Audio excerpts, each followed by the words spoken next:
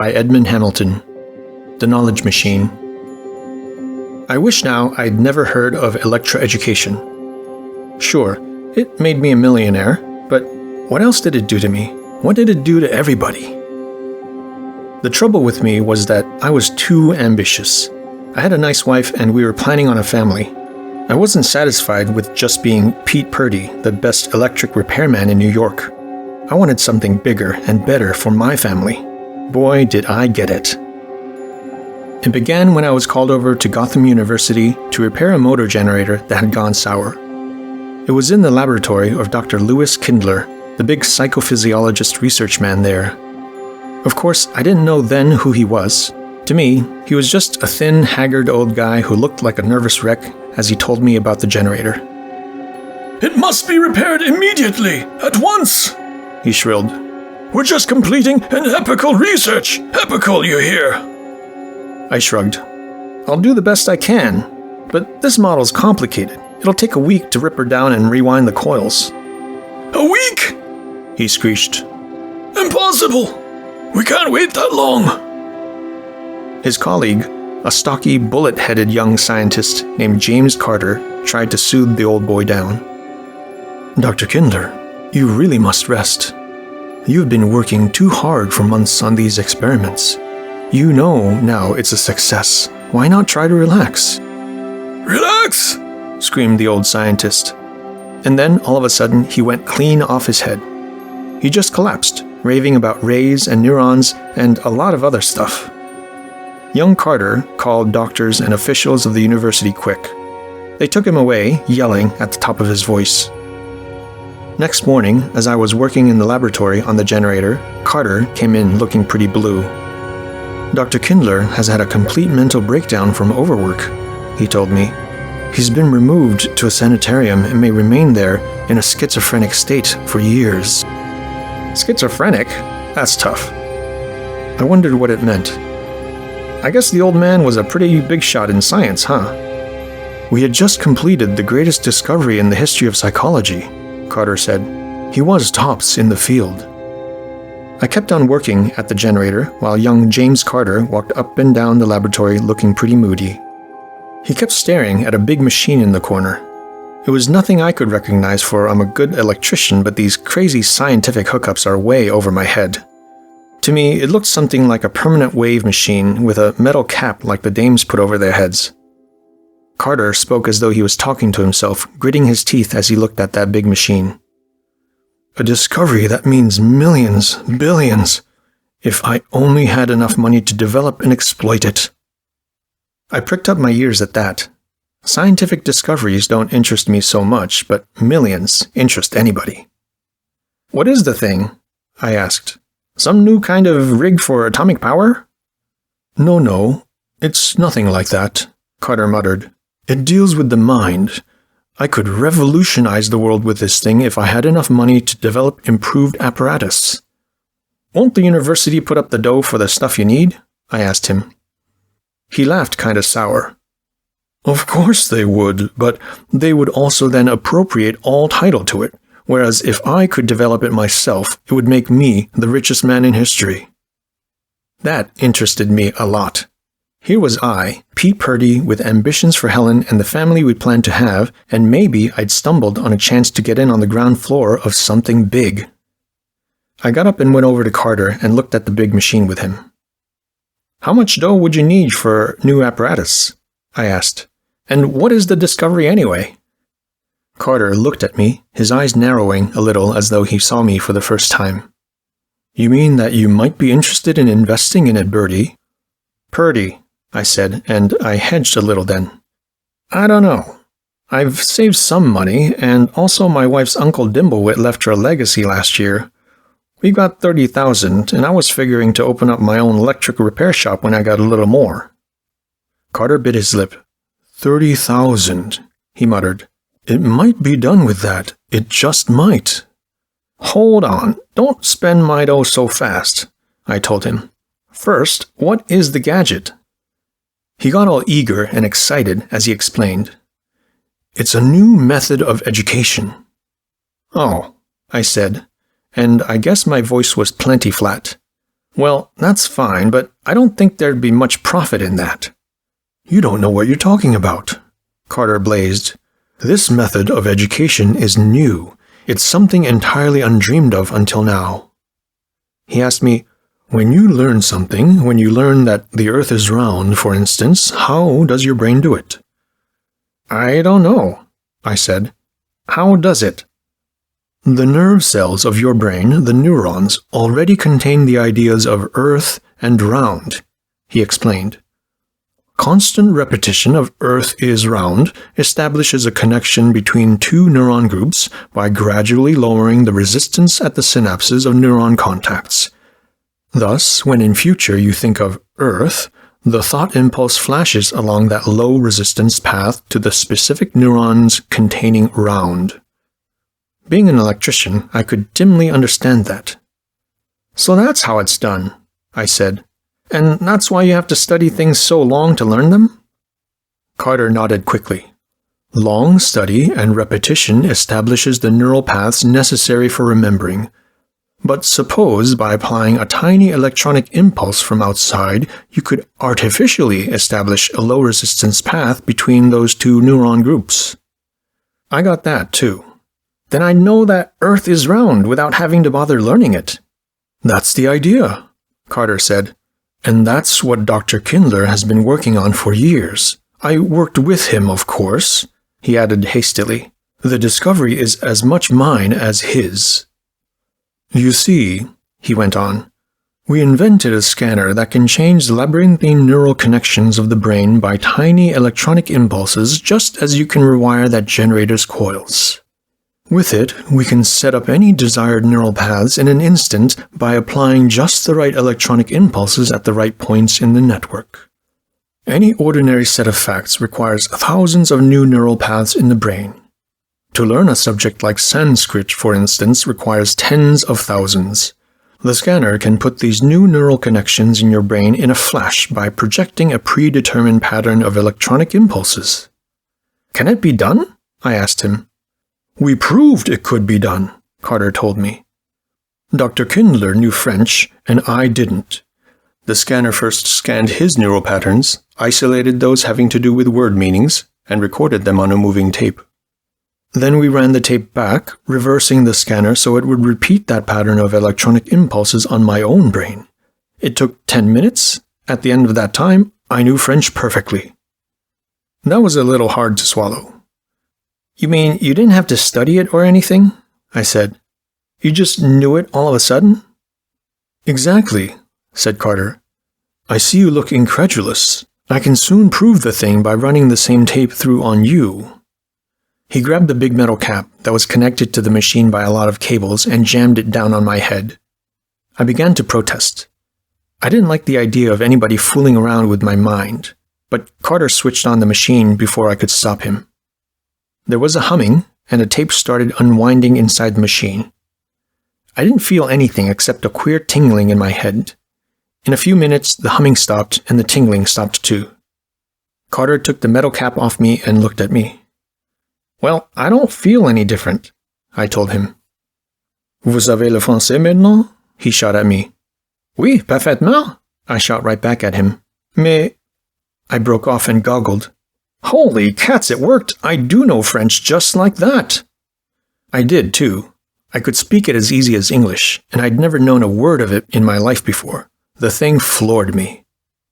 Now do you believe? Carter asked. And how? I managed to say. But I still don't see how there's millions to be made from it. Think, man, he said. It takes a student 4 years and several $1,000s to get a university education.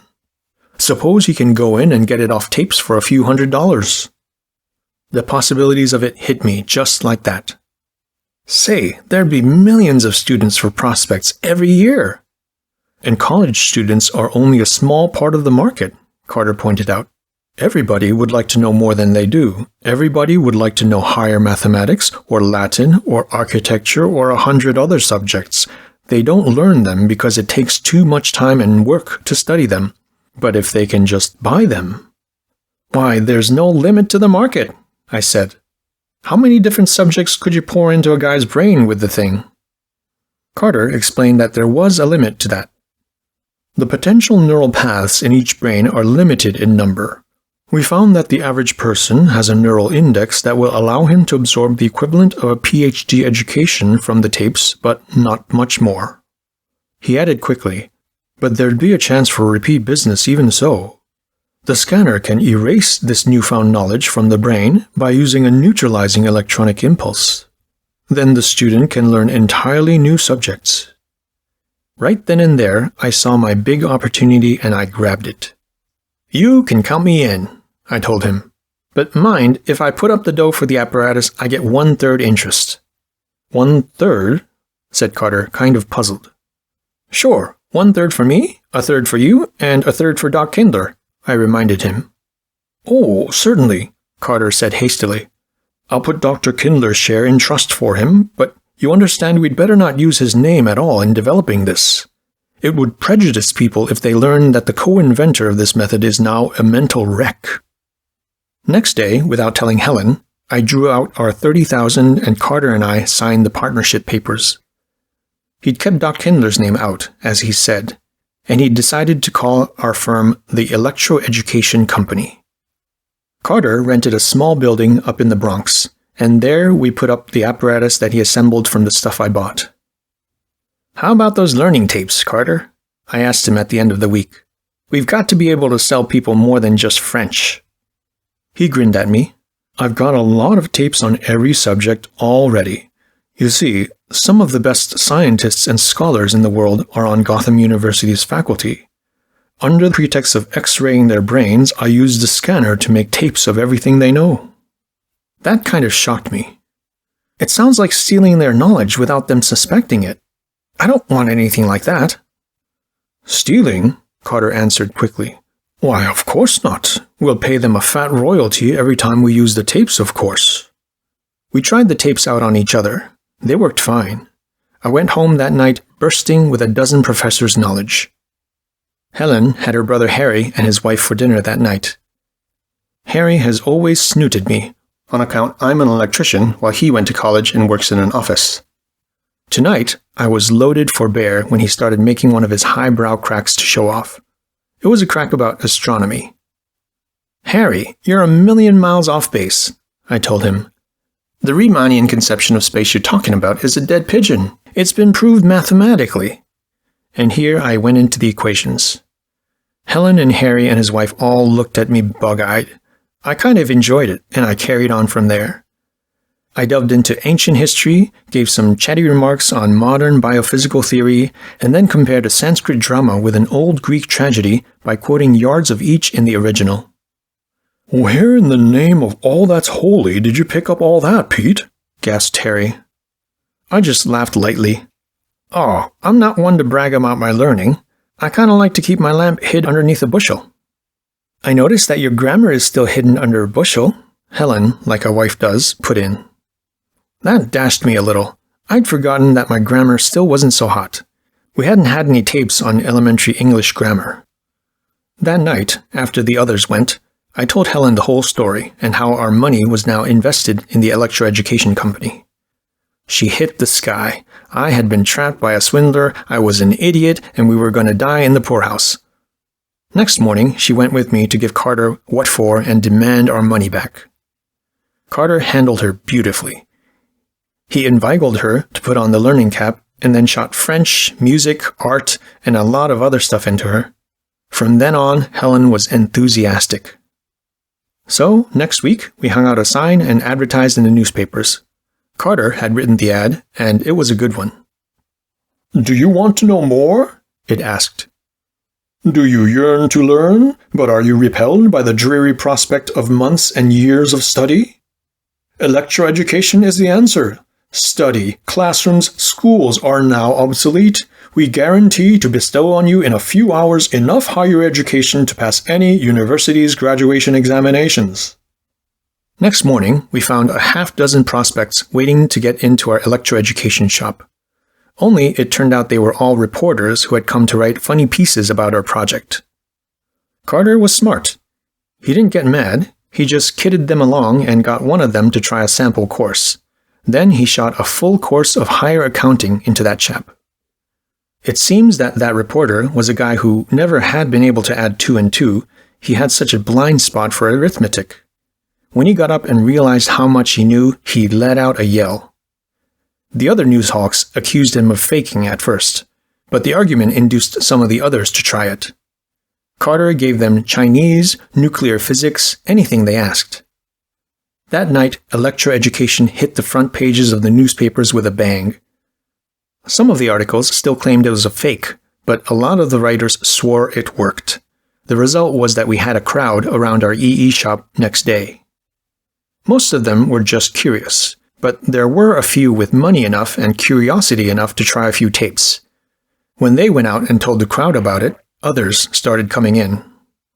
Being near Gotham University, in 2 days we were handling a crowd of students so big they lined up for blocks.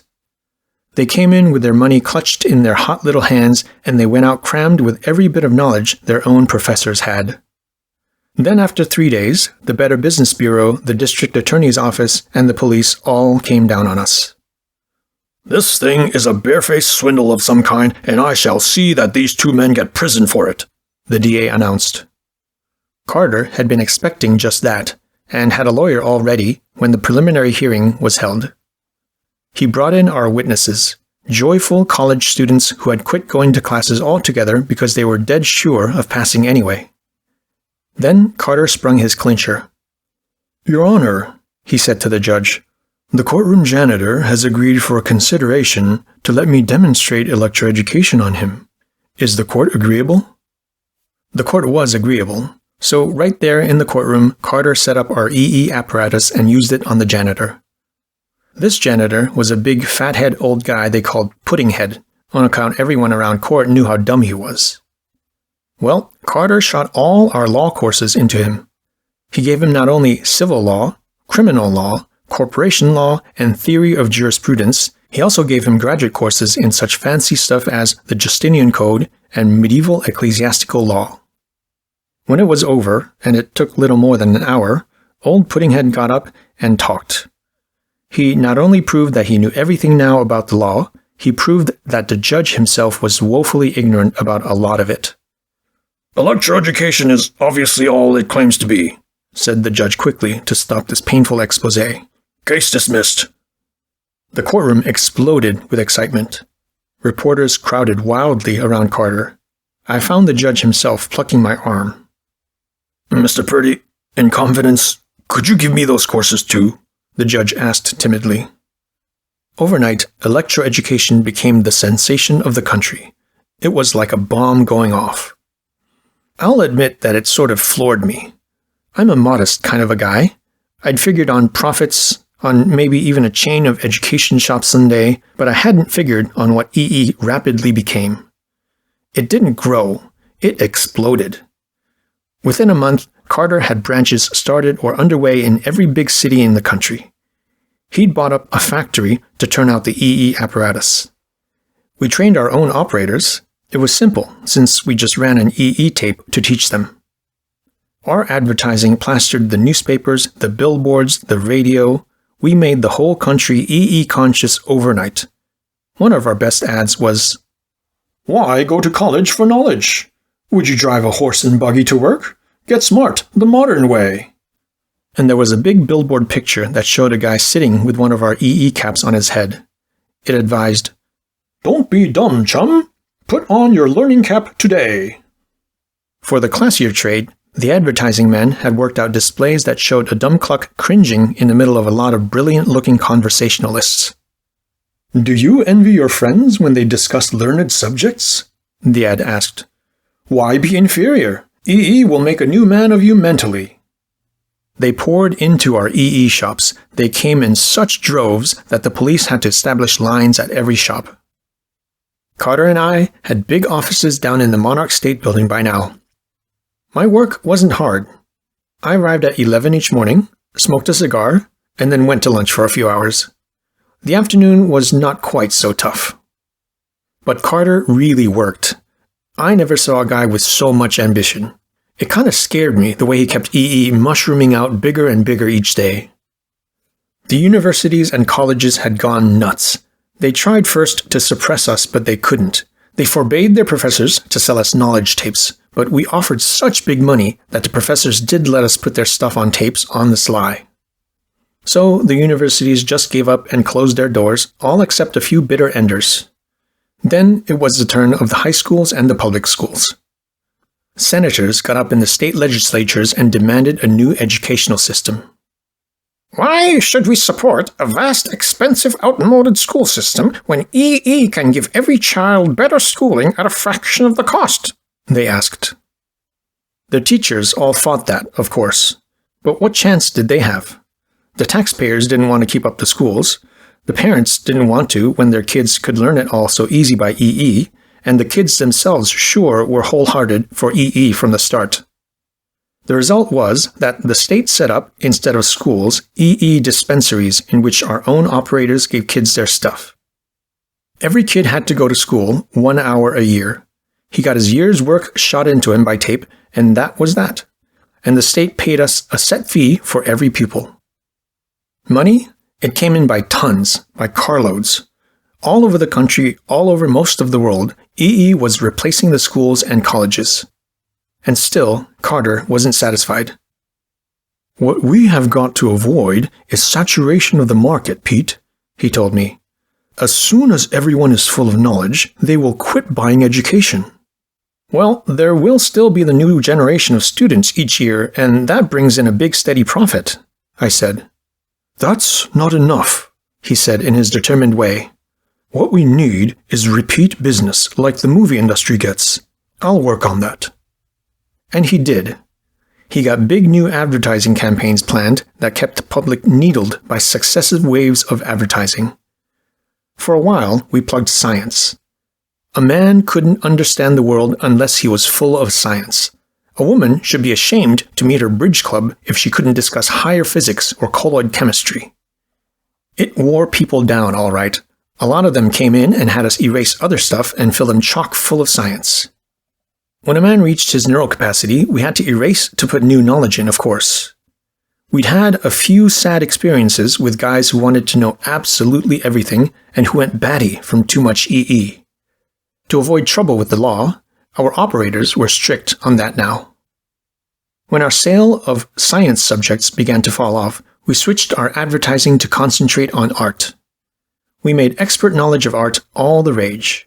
Sure enough, people came in by thousands to have their science knowledge erased so they could take on a cargo of art. Carter had worked out advertising that made young people good repeat customers too. If they didn't feel satisfied in their professions, why not try a new one? Lots of young lawyers, for instance, would decide they'd rather be doctors. They'd simply come in and have their legal knowledge erased, take on a full course of medical subjects, and hang out a shingle. Maybe 2 weeks later, they'd be back, wanting now to try engineering. Me, I was on top of the world, literally. I lived in the highest and biggest penthouse in town, and Helen was in the clouds, mainly on account of our new baby boy who had been born a year after we started EE and who was now husky and thriving. And little Percival is going to be proud of his father when he attains maturity, I told Helen. Not only because of my wealth, but because of my erudition. I really talked like that by then, for Helen had insisted on me taking a full course in English grammar soon after we started business. I had also taken all the other advanced EE courses my brain would hold, so that in those days there were few wiser guys than me in the world.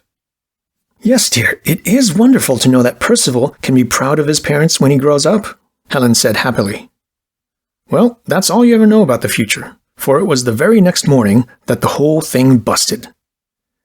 It busted when an old guy who looked vaguely professorial came crowding into my office in spite of my 4 secretaries. Are you Peter Purdy, the vice president of Electra Education Company? He asked me. Yes, but if you have a knowledge record to sell, you should take it to our knowledge purchasing agent, I told him. I do not handle details like that. He just stood and stared at me, and then all of a sudden he let out a yell. The electrician! He yelled, pointing at me wildly. Suddenly, I recognized the old boy, and I got my feet down off the desk and got out of my chair. Dr. Kindler, I said, all surprised. It was him, all right, Carter's colleague that had been in the sanitarium all this time being a schizophreniac. but he didn't look out of his head now at all. He just looked mad. "Doctor, I'm overjoyed to see you," I said. "And so will Carter be. We had no idea you were cured." Doc Kindler interrupted me by shouting at me every dirty name a scientist could think of. "You blind fools turn my discovery loose on the world without knowing more about it. You don't know what you may have done." Then he shouted even louder, "Police!" I hate to tell what followed. When Carter came in and saw the old doc, he turned a sickly color and started to scram. But the police were already arriving, and then the whole thing busted wide open. No need to give you the whole bitter story. It's had publicity enough, and enough people have called me a dope. I suppose at that it's better than to be convicted of theft like Carter. Yeah, Carter had just deliberately stolen the old doc's invention and hadn't helped invent it at all, like he told me. He'd figured Doc Kindler was away in the sanitarium for life, not guessing that shock therapy would finally succeed in restoring the old doc's mind. I don't blame the old doc for blowing up the way he did when he came back and found out, nor for the names he called me in court. I'd rather be called a stupid stooge than a thief any day. Sure, they took the penthouse and the big bank account and everything else away from me. I was lucky that they gave me back my original $30,000. Doc Kindler had relented enough to me to stipulate that when he turned all rights in EE over to the government. You know what the first thing was that I did when I got out of court that day? I went into the nearest EE shop and had them erase every course I had, even my grammar. And I did it because I was worried. I was worried by what Doc Kindler had said that day in the courtroom. "My cricket assistant and this dolt Purdy whom he deceived didn't realize all they were doing when they exploited my discovery," Kindler said. "When I collapsed, my experiments with electroeducation were not yet complete. I had discovered that the minute electronic impulses used in electroeducation have a permanent effect on the germplasm as well as the soma, but I hadn't yet found out what the effect is." "Will you state your meaning in less technical terms, Doctor?" the judge asked. Kindler's voice was grave. "I mean that the EE impulses have a powerful mutational effect on the genes that control the brain development of the unborn child." I got worried. "Is my little boy going to be dotty because Helen and I took a lot of EE before he was born?" I asked him. "That I can't say yet," Kindler said grimly. "I was trying to determine the nature of the effect when I collapsed, and you let Carter talk you into appropriating my work." That was what scared me into having all my EE erased before I went home that night, and Helen threw a fit when she heard about it. "Now don't get hysterical," I begged. "The doc said he didn't know what the effect on Percival would be. It might not be so bad." "But you and I were almost the first people to take EE, and whatever's going to happen to people's babies because of it will happen first to Percival," she sobbed. We went in and hung over his crib.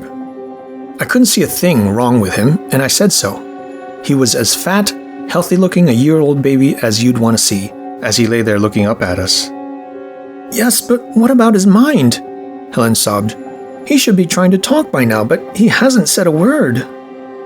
"Maybe I could get him to talk if I worked hard enough with him," I said desperately.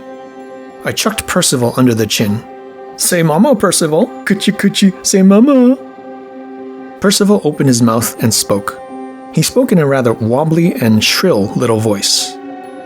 "I presume, Father," he said, "that the encouraging sounds you are directing at me are onomatopoeic in origin and are designed to stimulate the faculty of imitation. Nevertheless, I must beg you not to continue making such utterances." Helen and I gaped at each other. "He talked," I choked out. "He talked like a professor. You heard him." Helen stared, wide-eyed. "But he never said a word before, not a word." Percival appeared to be bored. "Really, you could hardly expect me to join in the sort of unintelligent conversation that goes on in this house." Yeah, that was the effect of EE's electronic impulses on the unborn. Every EE course that Helen and I had ever taken was in Percival's brain when he was born. The fact that we'd had our own knowledge erased hadn't affected him in the least. And I was going to have a son that would look up to me. That is a laugh. Our Percival loves his parents, but we will never see the day when we know half as much as he did when he was born. It was the same with all the other kids born after EE, of course. Every last one of them came into the world equipped with a full cargo of knowledge. You know how it's changed things. They had to cut the voting and office holding age to 0, of course. We couldn't restrict office to adults when our own kids were 10 times smarter than we were. Half of Congress is under 10 years old these days, and the big offices are mostly filled with kid geniuses. I hear there's a 12-year-old out in California that they're grooming for president. What gets me, though, is this. These kids of ours still keep piling new knowledge into their brains with EE. Now, 20 or 30 years from now, what are their kids going to be like? I do some wondering about that. End of The Knowledge Machine by Edmond Hamilton. Read by Quartertone.